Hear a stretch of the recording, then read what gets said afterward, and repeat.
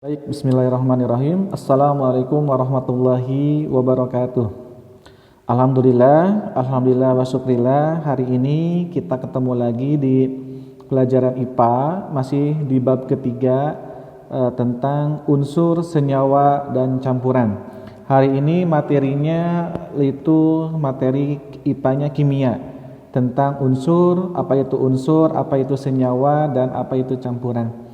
Tapi ada beberapa kita review materi yang sebelumnya terkait tentang materi, ada zat padat, cair maupun gas. Nah, nanti hari ini tujuan pembelajarannya kalian semua nanti harus bisa membedakan apa itu unsur dan apa aja unsur itu, lalu apa itu senyawa, bagaimana senyawa itu, dan apa saja sejenis-jenis senyawa, terakhir itu campuran. Nah, ini semua ada kaitannya dengan kehidupan kita sehari-hari, di mana setiap unsur itu ada di lingkungan kita, senyawa ada dan campuran ada. Contohnya misalnya ketika dikatakan unsur itu yang kita perlukan setiap hari. Contohnya apa? Silahkan tarik napas. Nah, itu salah satu unsur yang kita hirup, yaitu berupa oksigen, atau simbolnya pada kimia itu O2. Oksigen itu salah satu unsur. Lalu yang kita buang karbon dioksida itu masuknya senyawa karbon dioksida. Lalu yang kita perlukan oleh tubuh, air minum itu masuknya senyawa, atau lambang unsur kimianya itu H2O.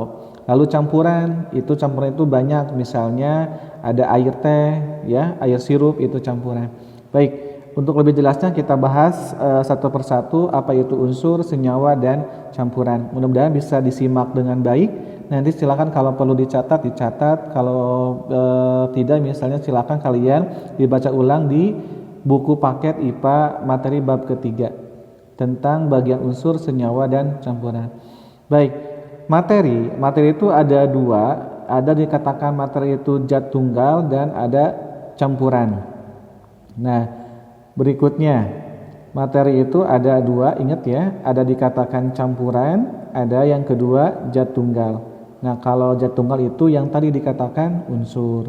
Kalau campuran bisa senyawa maupun unsur.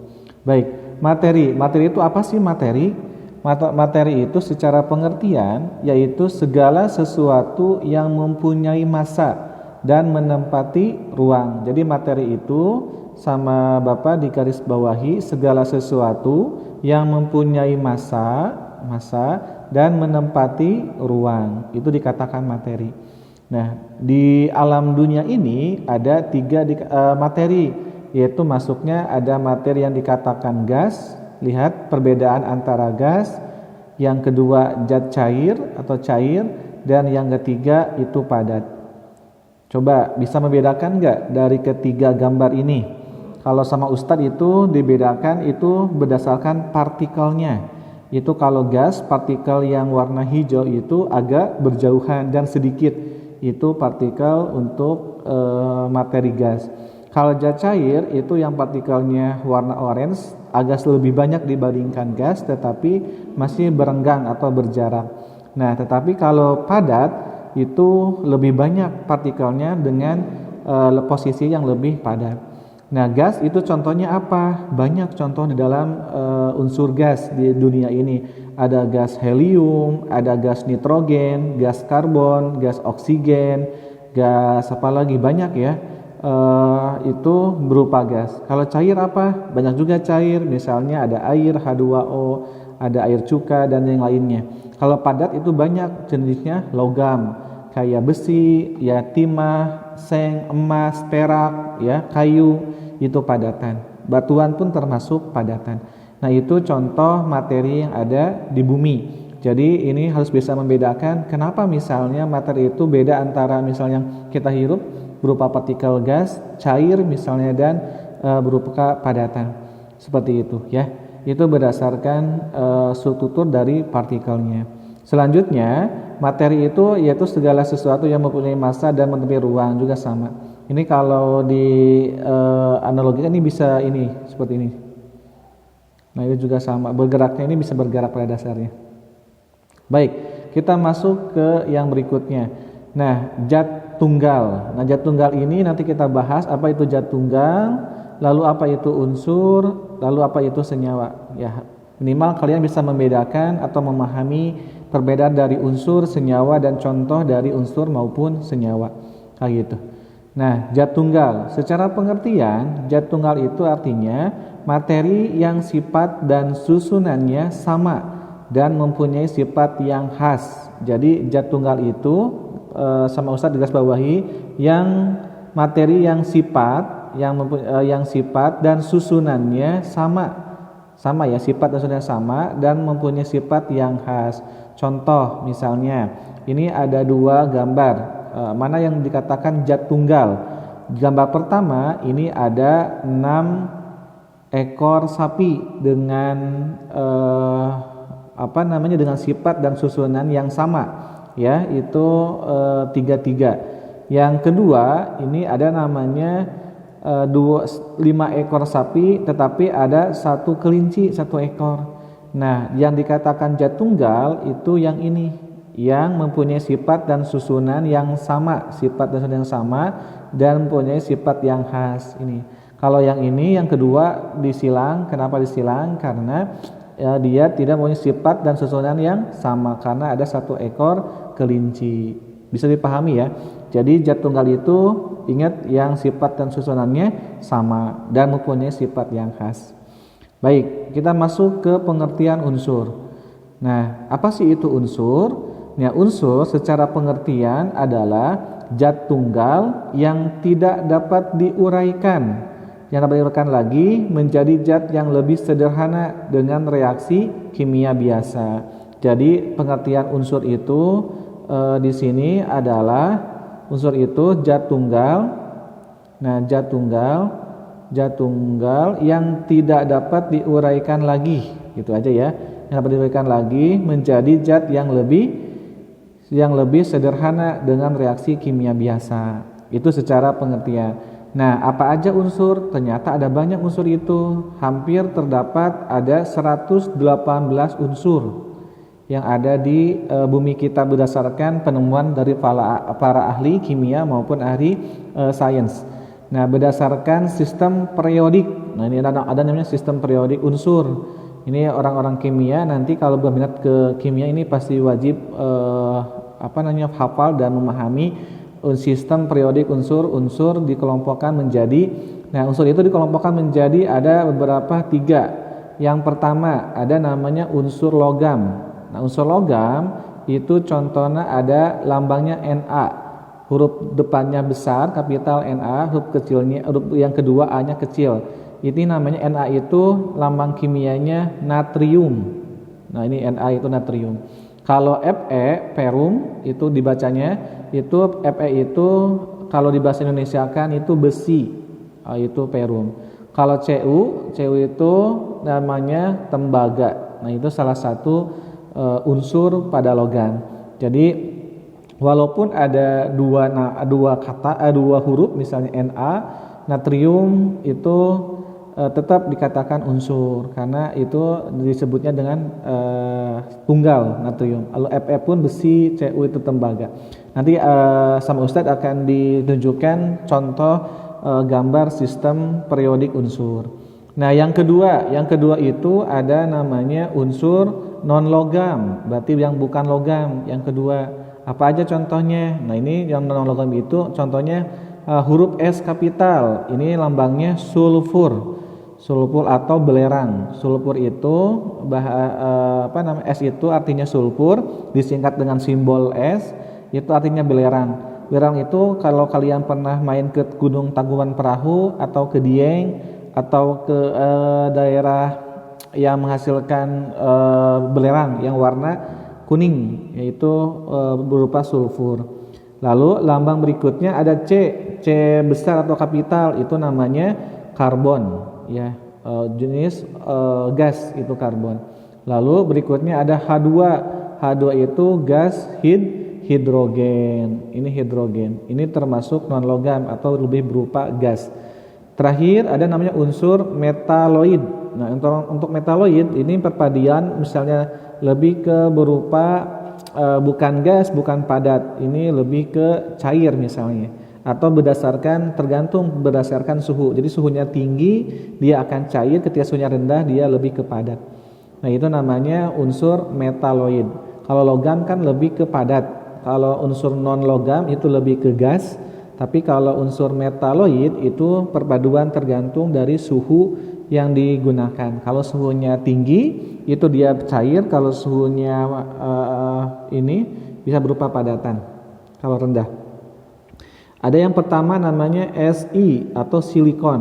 Nah, ini silikon pun dikatakan unsur. Nah, ini banyak dipakai oleh kedokteran bedah biasanya. Silikon untuk kulit manusia atau yang lainnya.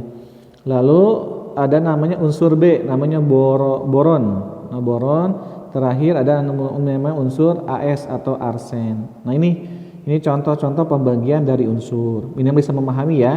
Jadi unsur itu apa? Zat tunggal yang tidak dapat diuraikan lagi menjadi zat yang lebih sederhana dengan reaksi kimia biasa. Lalu pembagian hampir terdapat ada 118 unsur. Lalu dikelompokkan menjadi 3 unsur logam, unsur non logam dan metaloid. Nah, ini ya.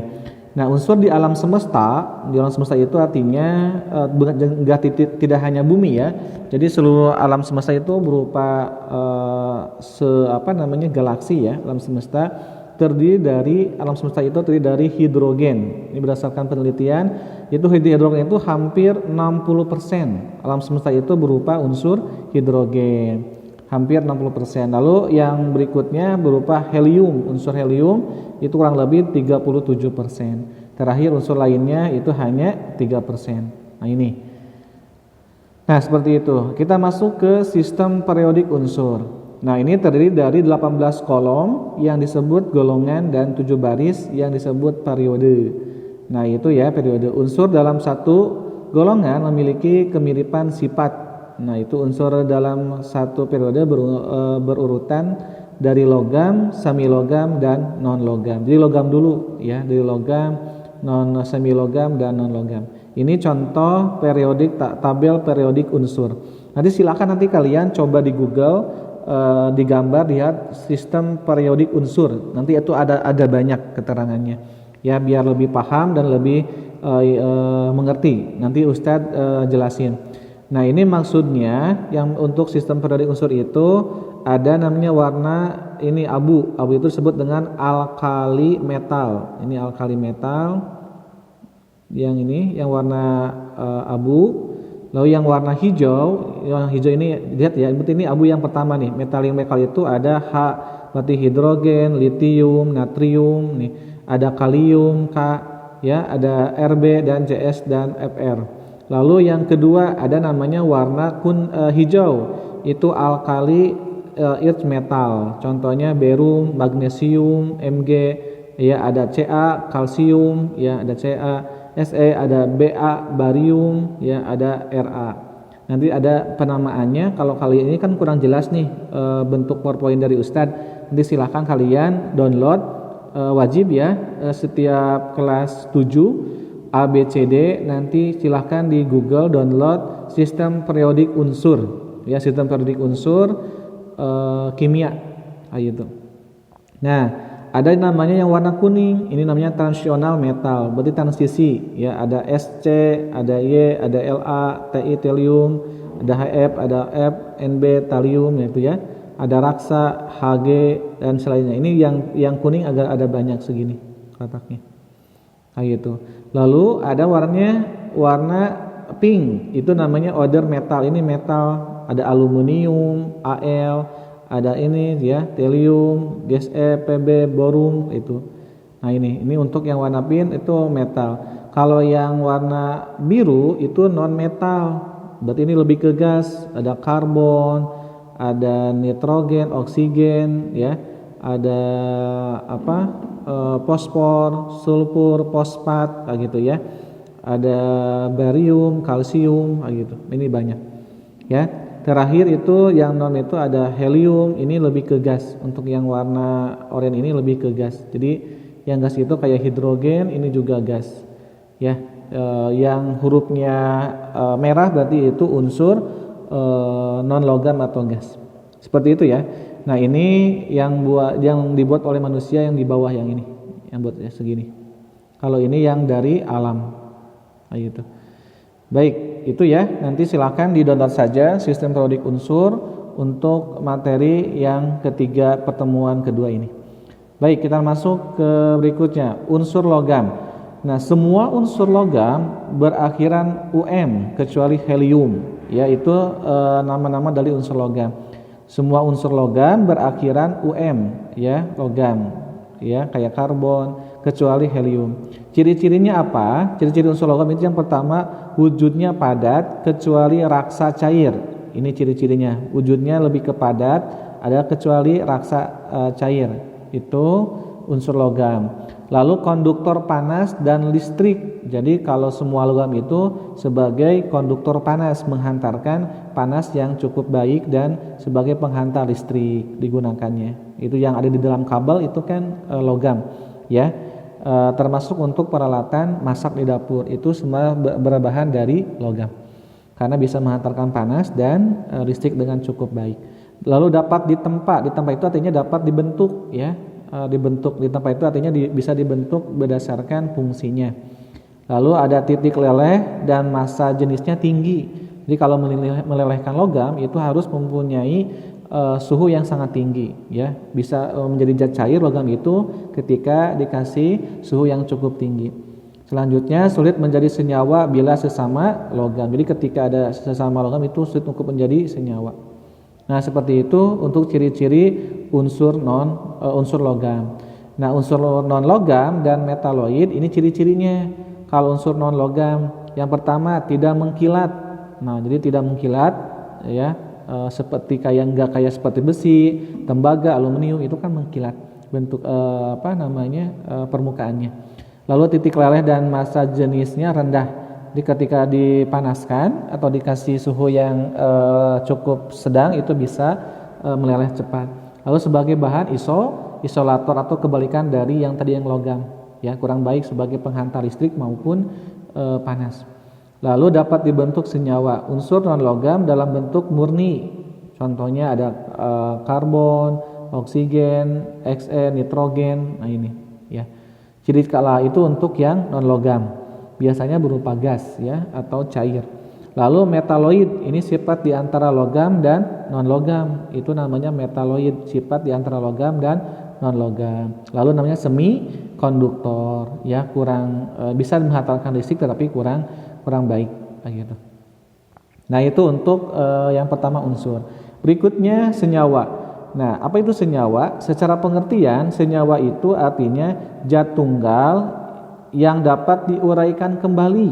Jadi bisa diuraikan kembali dengan reaksi kimia sederhana. Jadi senyawa itu artinya zat tunggal yang dapat diuraikan kembali dengan reaksi kimia sederhana. Itu senyawa.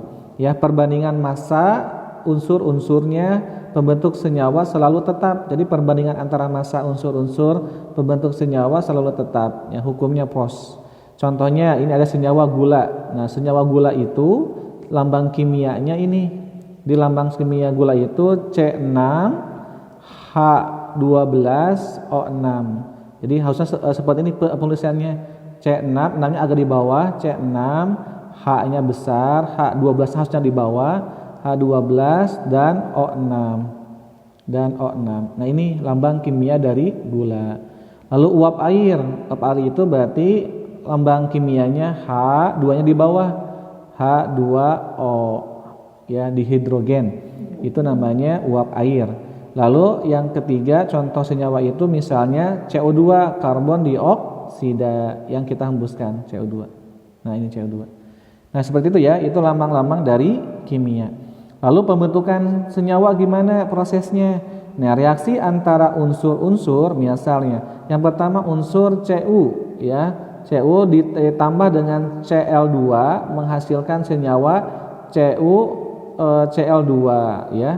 Kalsium, karium, diklorida nama itunya, kimianya, ya.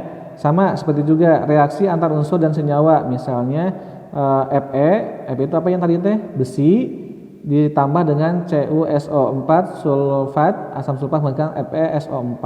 Nah, ini, ya, seperti itu. Dan sama misalnya unsur H misalnya ditambah dengan O2 menghasilkan uap air menjadi misalnya H2O gitu, ya.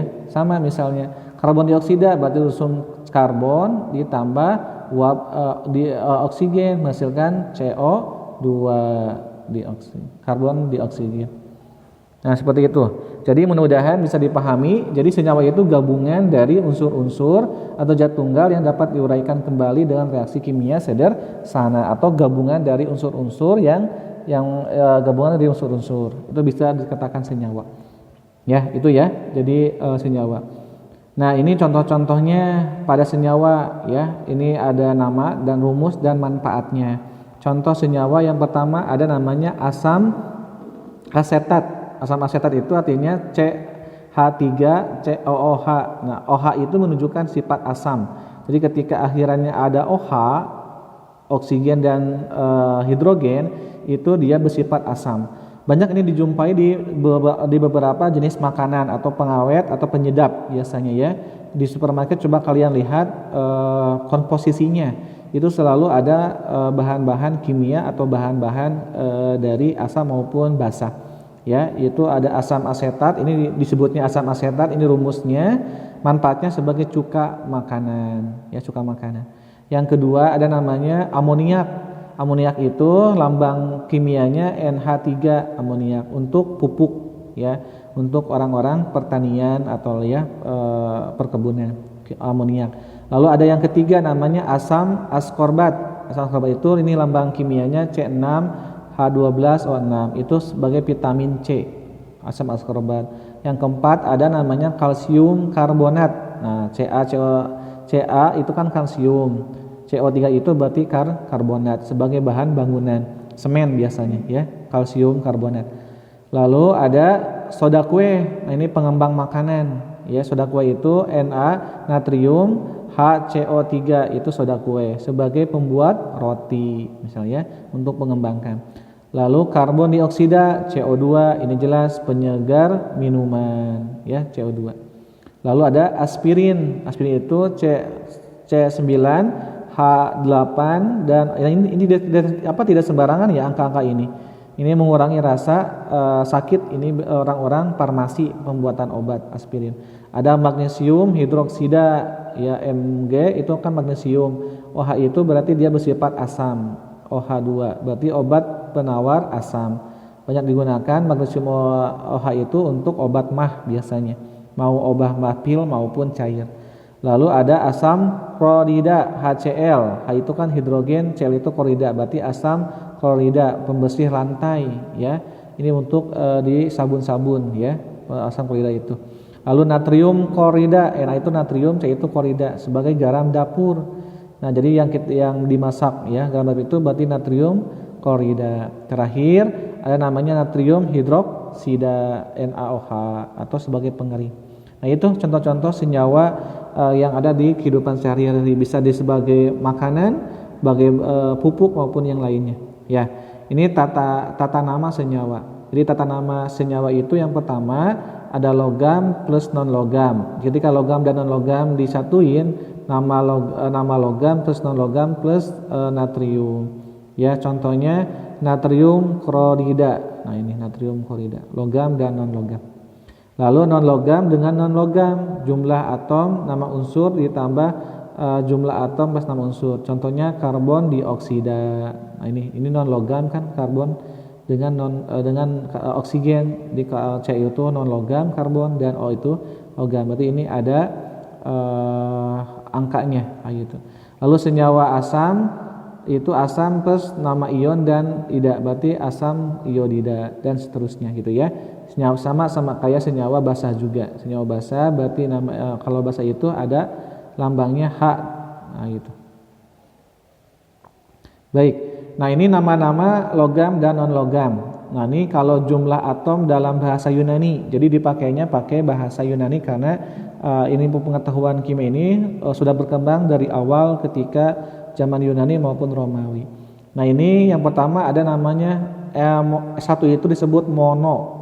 Satu disebut mono, kalau angka 2 itu di bahasa Romawi, bahasa Yunani, kalau yang 3 itu tri, kalau 4 itu tetra. Misalnya kan kayak CO2 berarti karbon dioksida.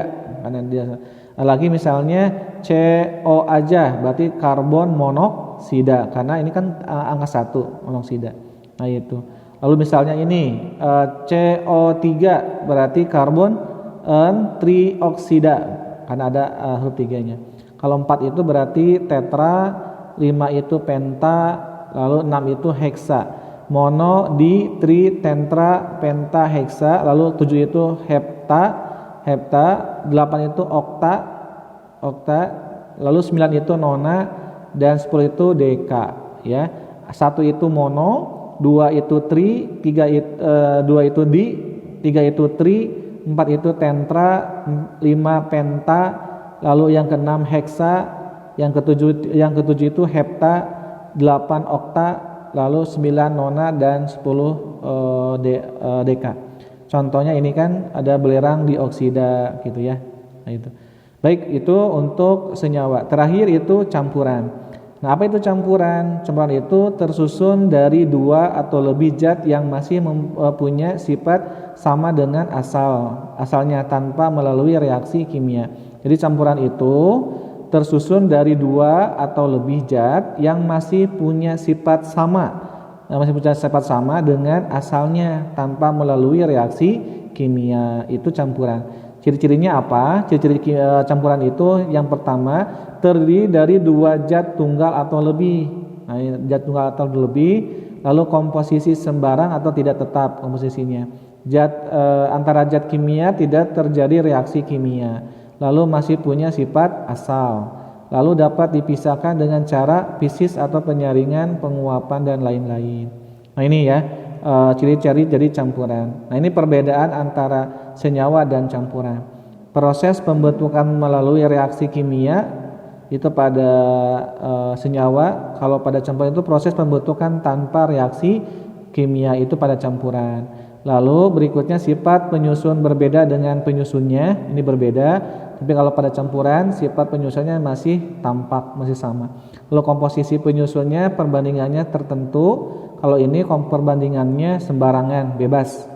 Kalau yang terakhir pemisah penyusun melalui reaksi kimia, pemisahannya. Kalau pada campuran pemisahan penyusun tanpa lewat reaksi kimia. Itu.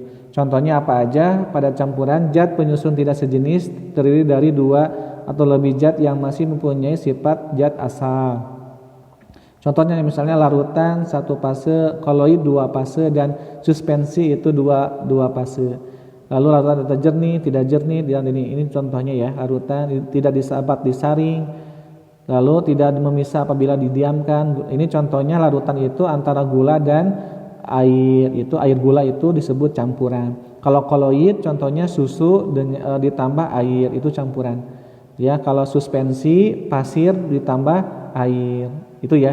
Jadi ini contoh-contoh campuran. Ada air gula ditambah air, atau air gula, susu ditambah air susu, lalu pasir ditambah air. Nah ini untuk ini. Lalu selanjutnya klasifikasi materi lanjutan. Campuran itu terdiri dari 2 atau lebih zat murni yang bergabung secara fisika, ya itu. Campuran itu terdiri dari 2 atau lebih zat murni yang bergabung secara fisika. Kalau untuk campuran, kalau senyawa kan secara kimiawi, reaksi kimia. Campuran heterogen, campuran yang tidak berdistribusi secara merata. Contohnya ada pasir dan garam, ada merata minyak dan cuka. Nah, itu campuran. Itu campuran namanya campuran heterogen, campuran yang tidak terdistribusi secara merata. Tapi kalau homogen itu campuran yang berdistribusi atau penyebarannya secara merata, ya, yang sama merata. Contohnya beberapa larutan seperti larutan garam itu kan merata antara air dan garamnya. Lalu logam dan alloy itu juga sama. Begitu ya. Nah ini untuk beberapa persen massa dan volume. Yaitu kalau persen massa itu massa zat dibagi, ini cukup nanti silakan diingat aja, ditulis, dicatat untuk rumus-rumus persen massa zat dibagi massa total dikali 100%. Lalu kalau massa volumenya berapa zat itu dibagi volume total dikali 100%. Itu untuk volume persen volume. Terakhir bagian per sejuta, ini enggak usah lah. Nah, ini contohnya. Baik, itu saja hari ini pembelajarannya, mudah-mudahan bisa dipahami dengan baik. Nanti kalau kurang dipahami bisa ditanyakan di grup Telegram, kita diskusi, silahkan tanyakan. Nanti biasa Ustadz akan buat soal-soal kuis. Yang perlu nanti tugas untuk hari ini, nanti silahkan download tentang sistem unsur periodik kimia, ya. Itu nanti silahkan. Yang seperti ini yang tadi Ustadz jelasin, yang ini seperti ini. Yang kalau bisa yang ada warna-warnanya, ya, nanti silakan dipilih-pilih seperti ini contohnya. Lalu nanti silakan dibaca ulang kembali di buku paket tentang perbedaan dari unsur, apa itu pengertiannya, jenis-jenisnya dan contohnya. Lalu apa itu senyawa, contohnya dan pengertiannya. Terakhir itu campuran. Mudah-mudahan ada manfaatnya. Kita tutup dengan hamdalah bersama-sama dan doa kafaratul majlis. Alhamdulillahirabbil alamin. Subhanakallahumma wa bihamdika, subhanaka wa bihamdika. Wassalamualaikum warahmatullahi wabarakatuh.